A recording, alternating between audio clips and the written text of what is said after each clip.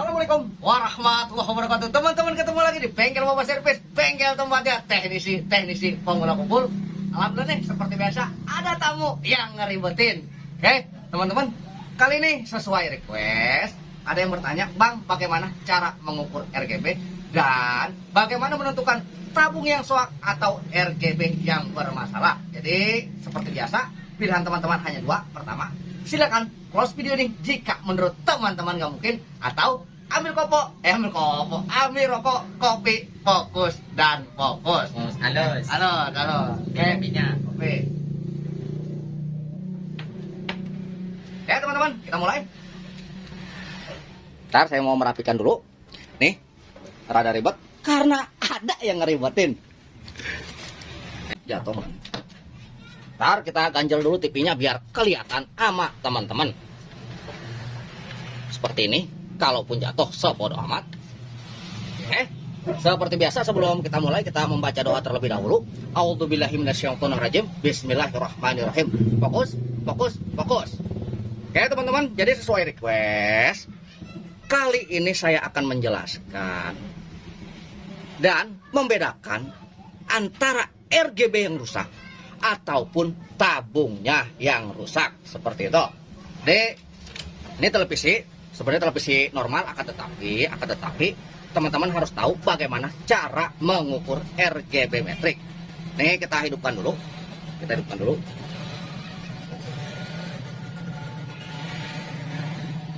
Hal pertama, kita akan berfokus kepada tegangan video yang bersumber dari playback sini. Jadi hampir rata-rata televisi itu tegangan video bersumber dari playback, tegangannya dari 160 sampai 180. Kalau untuk televisi Cina bisa saja 160 dan itu normal saja. Jadi kita akan menentukan apabila gambar dominan hijau kah, dominan biru, atau dominan-dominan yang lain, apakah yang rusak tabungnya ataukah RGB-nya. Oke, fokus. Ini TV saya hidupin. Cara mengukur RGB metrik, ini ada 3 buah resistor besar nih. Semua televisi tabung semua memiliki 3 buah resistor besar. Ini sumber awal dari tegangan video. Tegangannya 180 volt. Nih kita lihat. Nih 152 ini. Ya kalau untuk televisi Cina terkadang segini pun normal aja, tinggal kita ganti elko. Nah, jadi setelah 3 buah ini, nanti dia akan melewati sebuah resistor di sini. Ini tegangannya akan berubah dan tegangannya pun akan periodik.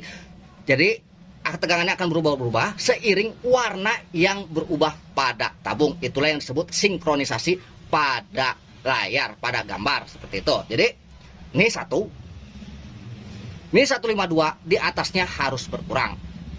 Tuh 112, 111, 91, dan dia akan berubah lagi menjadi 105 seiring warna yang berubah. Dan ini juga kita lihat, ini juga sama 112, akan tetapi itu 106 dia akan berubah terus seiring warna yang berubah. Ini pun sama, dia pun berubah seiring warna yang berubah. Nah, setelah ini dia, kenapa kok bisa berubah, Bang? Karena dia berbenturan oleh 3 buah transistor RGB metrik seperti itu, dan berbenturan oleh tegangan kecil yang bersumber dari IC chroma. Ini 3 volt, 2 volt, dan ini pun sama, ini pun. Nah, kalau ini untuk ground, dah pasti ini nih. Tuh 2 volt, dan ini tegangan 8 voltnya. Tuh 8 voltnya ini untuk mengaktifkan transistornya, seperti itu. Jadi setelah itu dia akan menuju kaki soketnya, baik dari R, G, dan juga B. Menentukannya gimana, Bang? Oke, menentukannya untuk soket besar. Untuk soket besar, dia lurus ke atas, maka kita akan menemukan 2 buah pin header. Ini header dan ini header. Nah, terus sebelum dan sesudahnya adalah warna. Ini warna, ini warna. Nah, sebelum dan sesudahnya warna, setelah itu ada G2 yang 300 volt, 215, dan setelahnya ada warna lagi, seperti itu. Nah, ini berarti 3 buah ini normal, 3 buah ini normal.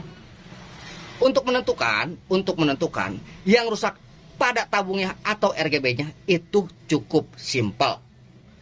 Kita mengandai-andai, andai kata ini tegangan drop, ini normal, dan ini normal. Gambar dominan warna hijau seperti itu. Jadi caranya adalah kita buka soketnya. Bang, kesetrum nggak bang? Kalau takut kesetrum jadi tukang jamblang seperti itu. Nih kita buka. Setelah kita buka, kita ukur di luar seperti ini teman-teman. Nah, seperti ini. Dan apabila kita ukur di luar normal, maka tabunglah masalahnya. Karena kenapa? Tanpa beban tabung dia normal. Akan tetapi sebaliknya, apabila dengan adanya tabung drop dan kita keluarkan pun tetap drop, tanpa beban tabung tetap drop, maka permasalahan ada pada RGB itu sendiri. Jadi itu adalah cara paling simpel dan cara paling akurat menentukan RGB yang rusak atau tabung yang rusak. Apa pentingnya bang? Karena maaf, banyak dari rekan-rekan yang masih keder, yang masih dalam kata arti blunder, tabung nggak rusak, main tembak aja seperti itu. Karena resiko tembak tabung itu bisa menyebabkan tabung yang bagus pun menjadi tidak seimbang seperti itu. Jadi penembakan tabung itu kita lakukan hanya pada saat-saat yang terdesak. Dalam kata arti memang harus dilakukan tembak tabung karena kenapa? Tegangan di sini drop. Bisa aja kita membuka heater, kita cangkok di luar bisa. Atau dengan cara mengakali dengan sebuah resistor dengan memodifikasi bisa. Yang jelas inti dari video ini adalah bagaimana menentukan yang rusak RGB-nya. Apa ini dia punya tabungnya. Jadi kalau masih nggak ngerti kelewatan. Jadi ngukurnya seperti itu. Cukup dengan tanpa beban tabung kita cek. Oh ada tegangan bagus. Cek lagi. Oh ada tegangan bagus dan kita cek lagi. Tiga tegangan ini imbang. Oh berarti bagus. Dan kita pasang lagi. Apabila drop berarti tabungnya yang masalah. Akan tetapi sebaliknya saya ingatkan lagi. Apabila sebaliknya ketika ada tabung dan tanpa tabung itu drop, maka RGB-nya yang kita ubek-ubek dan kita kucek-kucek seperti itu. Ilokan kalau nggak ketemu kelewatan.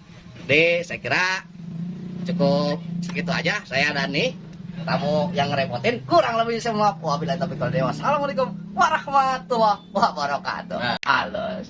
Duit lagi begitu.